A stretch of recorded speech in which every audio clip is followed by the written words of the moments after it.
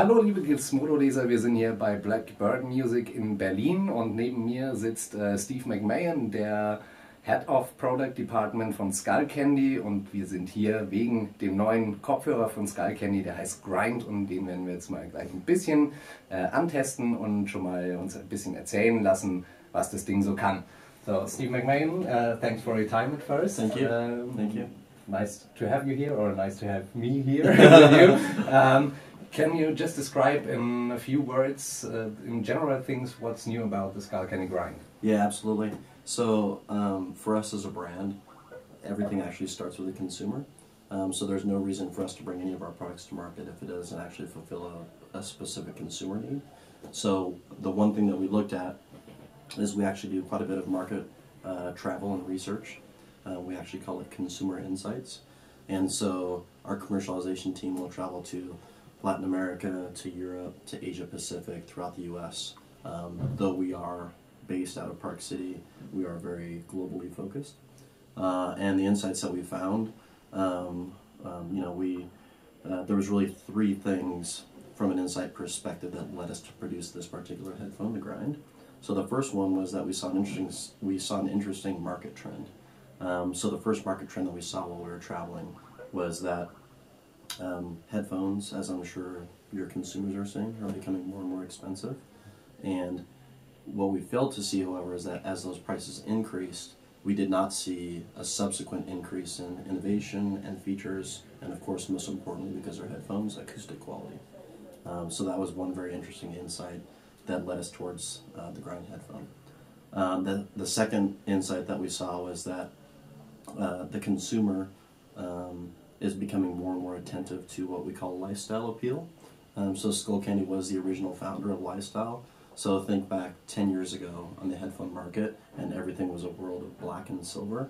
And what we found was that just a tool as simple as color itself is something that's expressive for that consumer and something that they attenuate towards. So we're going to continue to look at how we can improve that, whether that be color, materialization, or graphics. But that's another element that we continue to see trending to be more and more important. And then the third part that we saw was that remote functionality with phones becoming so prevalent in today, is that the consumer interaction with actually the remote that controls their device and links it with their headphone was becoming more and more tedious, more and more difficult to operate. And what we'd see a lot, I don't know if you do it, but I know that I do, is your remote usually floats somewhere in here. And we saw a lot of people actually taking the remote and lifting it up and talking into it. Yeah. And the reason for that, it reduces wind noise, it reduces latency. So actually when you're speaking, hearing exactly what you're saying, or the person on the other line hearing that. But it was awkward for the person to interact with that actual remote control. So those three insights, which we'll cover off here in a little bit, drove us towards this particular headphone. Okay, so what would you say is the most special thing about the new Skullcandy Grind? That's hard, because I'm a product guy, so I want to see a lot of things. But if I was to say one thing, I would say Tap Tech. So Tap Tech is the feature innovation for this headphone. So on all Skullcandy headphones, the cord is always on the left side. Yes. So if you look at the left ear cup on the back of the headphone, there's actually a button there, and then it's called Tap Tech. So basically, with one tap, you have complete remote functionality without having to fumble for it. So I think about my wife, right? Yeah. So my wife will carry her Louis Vuitton handbag. She'll have a Nordstrom's bag in her other hand. She'll have an iced latte in the third hand, and her phone rings. And without having to put everything down, how can you conveniently access that call? My wife wears her headphones around where she goes. Even if she has her latte in her bags, quick tap, you answer your call. Quick tap, you end your call. Same thing with music. One tap plays, one tap pauses, 2 taps tracks forward, 3 taps tracks back. Very, very easy remote functionality. Could you also change the loudness with this thing? So the volume is one. The volume piece cannot be controlled there. So that is something that would be stationary on your device. Mm-hmm. But everything else in regards to music and phone functionality is on there. Yeah, that sounds pretty cool right now. What would you say is the perfect music for the Skullcandy Grind? There are some headphones that have the special thing, like beats for hip hop, for example? Yeah. What would you say is Skullcandy for the perfect? So it's actually a really good question. So we actually try and build a headphone that isn't specific towards one type of music, because we feel that that would be, you know, for myself, for example, I enjoy a wide range of music. I like classic music, I like country music, I like R&B, I like bass-specific music. I lived in Europe, so I love a little club music as well. But they all are very different acoustic profiles. So we actually, our positioning on the acoustic side is what we call supreme sound. So supreme sound is about attacking bass, natural vocals, and precision highs. But really it's about what we call tonal balance. So what a lot of brands will do, and I'll let you think of who these brands might be, is they'll exaggerate one specific element of the acoustic profile. So what's the brand that comes to your mind when I say that they exaggerate bass? I don't really know, to be honest. Beats. Beats. And then you have other brands where they'll suppress the sound. So what a lot of other companies will do is they'll exaggerate or suppress certain elements of that acoustic profile. But we feel that music should be heard in a very pure form, which means balance across all three of those elements, which again is supreme sound. Did you have a special situation on your mind wearing those phones, or are they like you can wear them every time to sports, to relaxing, to traveling? So if you look at end use, so sports specific versus travel versus just general lifestyle enjoyment, this is it's a lifestyle headphone, you know, so for every day, not specifically to sport, but to answer your question a little bit further, the one thing that we feel is very important about how you wear headphones is 5 specific elements. So we built this headphone trying to accomplish 5 things. We wanted to perfect acoustics, comfort, fit, durability, and aesthetics. So those are our 5 product pillars for the grind, and we feel that we've accomplished that. I would say that during everyday wear for lifestyle purposes, the one piece that's really important is fit. And so I'm going to take you through, if that's okay, a few of those elements. So when we develop this headphone, we actually go through a 19-month life cycle to build one headphone. So if you and I came up with an idea today that we wanted to build a new headphone, it would take us 19 months from today to put it on a shelf at Media Mart or a key retailer of choice, right? Funny, it was my next question. How long do you take from the idea to the launch of a headphone? That's very interesting. 19 months. 19 months, yep. So we have a advanced concept engineering team that consists of mechanical, electrical, and acoustical engineers that will work specifically on the acoustics, and I'll touch on some of those elements.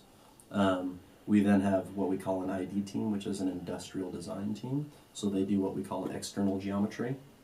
We then have a development team, which are those engineers that I just mentioned, which do what I call the guts, or the internal workings of those. And those two teams work together very, very closely. And any little iterative change that might happen on the design side can have a dramatic effect on the acoustics or the engineering or actual production of the headphones. So they work very close back and forth together. So some of their work, the 3 biggest things that we saw is we actually go in that 19-month period, I would say 12 to 14 months of that is our development phase where our engineers are working on the product and trying to commercialize it with the factory. And we go through 4 phases of development or sampling. We have ES, which is early sampling, EP, which is early production, PP, which is pre-production, and MP, which is mass production. And what we found is we made hundreds of changes and tweaks to this headphone, but there was actually 3 very distinct things on the acoustic side that I feel made this a perfect acoustic headphone for the price that we hit here, which you'll experience in a minute. So first of all, because of the design of the driver plate that sits behind this ear cushion here, we were actually able to add some air pockets behind the foam cushion, and by doing that it actually increased the outer cavity, which provided us the ability from an acoustic side to smooth out and give a little bit of depth to the mids. And then additionally as well, the perforations that you see here that extend to the outer part of the ear cover, by taking those to the outer part of that ear cover, we were actually able to give the diaphragm a little bit more protection, and in doing so, we're actually able to fine tweak the bass that you get from the headphone. And then the last piece is we actually made a materialization change with the voice coil. we changed that to aluminum, and by changing the voice coil to aluminum, that allowed us to actually enrich the highs and just clean things up for that natural balance that I talked about earlier. So a lot of distinct things there as well. Some other things when it comes to fit is you'll notice here on the headphone that there's a little bit of wiggle that way, which is your toe, and then this way here, which is what we call camber. And then when you're talking about clamping pressure, how the headphone fits on the head, those three elements in general, there's a lot of other things that we can tweak, are things that have a dramatic effect on fit. And when you affect fit, you improve comfort.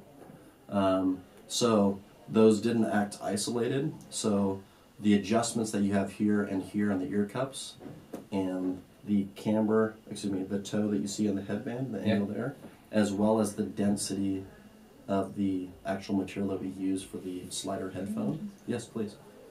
So that's actually metal, so it's painted for decoration. It's actually metal, which you can see on the white colorway here. So it's a brushed metal with the pad print Skullcandy logo. The density that we chose here does have a dramatic effect on the interaction with the camber and toe of the ear cup, in addition as well the clamping pressure that you get. So a lot of your followers probably when they wear headphones get a lot of fatigue. So I don't know about you, but when I wear a headphone, usually my fatigue is on the crown of my head. So what you'll see here in this headphone is that you'll see there's a little bit of a gap here. So we actually concentrated on putting the padding to the sides, so it isolates the crown and equalizes the pressure across both sides of your head versus placing it all on the crown of your head. Yes, it's a really good idea. Yes. So it seems very simplistic to a product guy like me, but a lot of other companies that we compete against haven't taken that direction yet. So it definitely improves the comfort. Additionally as well, the material that we use for the foam cushion, which you can't see that sits below the ear pad cover, we tried 17 different ear foam cushion densities, and a lot of people think that ear foam cushion just relates to comfort.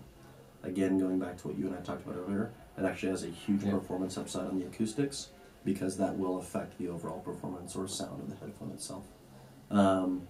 You got the slider headband. We felt it was very important from a fit and comfort standpoint that that particular slider had enough tension but wasn't too loose to where it would flop and wouldn't fit accordingly, but not too stiff to where it was too hard to adjust. And those are all just the little elements that go into the overall grind headphone. So a little in depth. I apologize for the long words, but that's the grind. It's also a really beautiful headphone again. Thank you. One special thing about Skullcandy is that you never have just one style. So how many styles? I can see 4, I think, here, right here. How many styles will you have? How many different colorways? We have 10 different colorways for the grind headphone, and then we have 27 different styles, whether it's jib, inked, uprock, hesh, etc., etc. So 27 different designs, but on this particular design, 10 different colorways. So everyone can find his special headphone for Skullcandy. Yeah, exactly. Okay. So I have a question for you. I don't know if you want it on camera or not. So I actually want to do a blind sound test with you. Yeah, of course. So do you want to do it? Yeah, we can do it. All right. So what I'm going to do is I'm going to give you 2 headphones. Okay. So you'll take the headphones like this, and you'll So I'm going to have you close your eyes. I'm going to give you a competitor's product and our product, and I want you to put the headphone on, and then slide the other one on, and then slide it back and forth.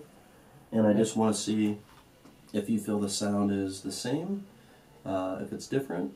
Some people feel that the sound is the same, some feels different. You and I have very different acoustic preferences. And if it is different, then just let me know what you thought was different about it. Okay.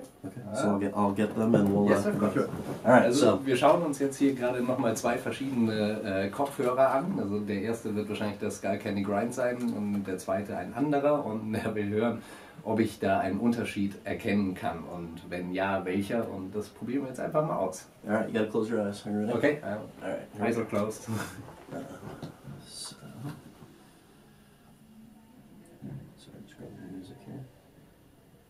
Alright, so can you put your microphone down for a minute? Yes. Okay. Because you want to hold these, so you have to put it all the way down. Okay. Okay, ready? So I'm going to give them to you and just slide them back and forth like it should do. Ready? Alright, so grab both of them and put them up to your head. So listen to them first.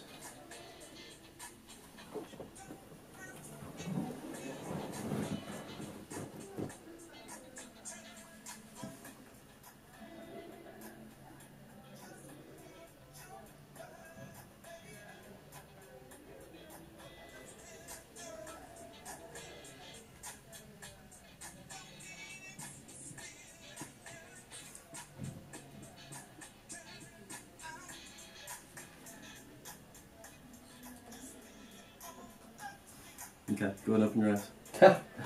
So, I think the second one sounds a little bit clearer. Yep. Yeah. Yep. And the first one had, I think, a little more bass in it. Okay. Yeah. Cool. So that's a similar description of what some other people Yeah. have given. So here's the fun part for me. Yeah. So Sennheiser, phenomenal brand, Yeah. very excellent quality. So this is the Sennheiser Momentum, Okay. €200. And this one, What do you think? How much? I read it before. Okay. So I'm a journalist. I Okay. have to research, So- and I think it was about $60. €50. €50. That's okay. That's kind of great. Yeah. So But how can you make it that cheap? So kind of we spoke about before, so the one thing that we tried to do was by simplifying the part count. So there's a lot of parts on this headphone. You can see all the different parts here. And then if you were to take this out and look at all the parts inside, there's a lot of parts. So what happens when you're manufacturing, the more parts you have, the more labor costs they charge you because you have to assemble all the parts together. And obviously the more parts, the more costs there are because there's more parts. So by simplifying that design, which we're able to do because we have an internal design team, the money that we save there, we could then put back into the acoustics, back into the leather stitched headband, back into the really comfortable ear pads, the metal slider headband, etc. So all the money we save there, we put back into the quality of the headphone. So for €60, I think that's €50. €50. €50, Yeah, $60. Yep. Yeah, I'm kind of speechless. So because it's for me like you have to spend money for a good quality of sound, yeah. But €50, or excuse me, €50 is really cheap for that quality you can get. Yeah. And that's the main thing. So we talked at the very beginning of our conversation that we feel that the prices continue to grow, but we don't feel that the acoustic performance, the quality, the innovation, you're getting Taptech, you know, they have, at $200, they have money to do that, and we still feel there's no key innovation here, like you get Taptech. The acoustic performance, again, is good, but we feel that the acoustic performance is at least equal, and it's €50 versus 200. So our intent is that we're going to continue to build very high quality performance product below €100 and make sure the consumer knows that they will get quality product at very affordable price points, and little by little we'll introduce products at higher price points, but as we do that we will make sure that the acoustic quality, the innovation, the performance features are given to that consumer at those price points. So. Yeah, I think everything is said. Or do you have something you want to say again? I probably talk too much. Okay. No. So then, thanks for your time. Cool. Thank you very much. Ich hoffe, euch hat es auch gefallen. Das ist der neue Skullcandy Grind. Ihr könnt ihn bestimmt auch demnächst mal austesten irgendwo in eurer Nähe. Und ja, mir hat er gut gefallen. Für €50 auf jeden Fall mal einen Blick wert. Servus. Cheers.